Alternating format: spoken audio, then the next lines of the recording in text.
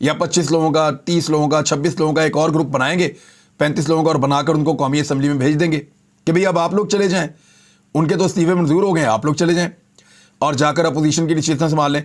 फिर उनके इस्तीफे मंजूर करेंगे तो 35 का और बनाकर भेज देंगे, फिर उनके मंजूर करेंगे तो फिर राजा रियाज रह सकता है। यानी अगर पाकिस्तान तहरीक इंसाफ के सारे इस्तीफे मंजूर कर लें और सिर्फ पीछे छोड़ दें 18-20 लोग, तो फिर तो राजा रियाज कंटिन्यू कर सकते हैं। अदरवाइज पाकिस्तान तहरीक इंसाफ अपना अपोजिशन लीडर बनवा लेगी। अब ये वाला जवाब भी खत्म हो गया है कि मैं इस्तीफे इसलिए मंजूर नहीं कर रहा कि मैं चाहता हूं कि फर्दन फर्दन मुझे आकर मिले और मुझे हाथ से इस्तीफे लिख कर दें। यही कह रहे हैं ना स्पीकर या पीडीएम की हुकूमत, यही कह रही है।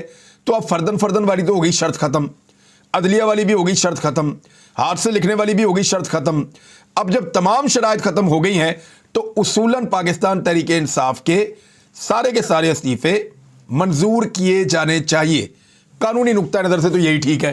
अच्छा, ये किया क्यों हुकूमत ने? एक तो वजह मैंने आपको ये बताई, दूसरा ये है कि पीडीएम को अब समझ नहीं आ रही कि करना क्या है।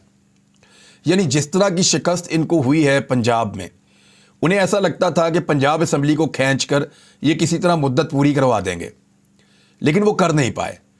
उन्हें यकीन दिलाया गया एस्टेब्लिशमेंट की जानिब से कि बंदे पूरे हैं, और ये यकीन दिलाया गया एस्टेब्लिशमेंट की जानिब से कि जनाब आप बेफिक्र हो जाएं, आपके 15 से 20 बंदे पीटीआई के नहीं आने।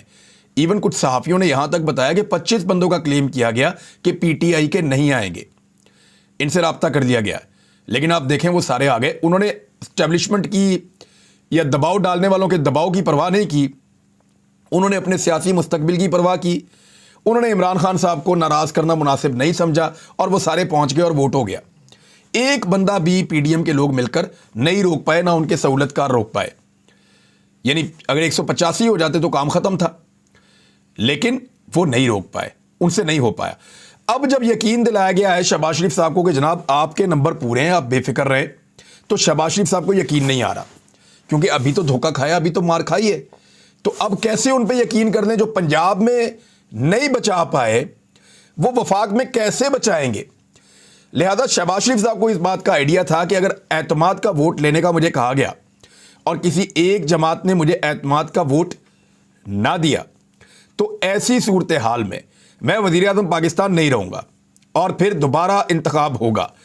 और अगर दोबारा इंतखाब हुआ तो उसमें मैं कैसे जीतूँगा अगर मेरे इत्तेहादी मेरे साथ ना खड़े हुए? तो ऐसी सूरत में शहबाज शरीफ साहब ने किया यह है कि पाकिस्तान तहरीक इंसाफ के 35 बंदे भी कम करवा दिए हैं।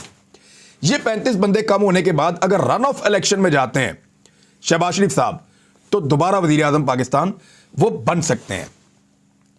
मैं आपको समझाता हूं, क्योंकि वज़ीर आज़म बनने के लिए 172 चाहिए। अगर शहबाज शरीफ 172 नहीं ले सकते तो वो एतमाद का वोट नहीं ले पाएंगे, और दोबारा जब इलेक्शन होगा तो एक उम्मीदवार पीटीआई देगी, एक शहबाज शरीफ देंगे, और दोबारा दोनों 172 नहीं ले पाएंगे तो दोनों नहीं बनेंगे। तीसरी मर्तबा क्या होगा कि रन ऑफ इलेक्शन हो जाएगा।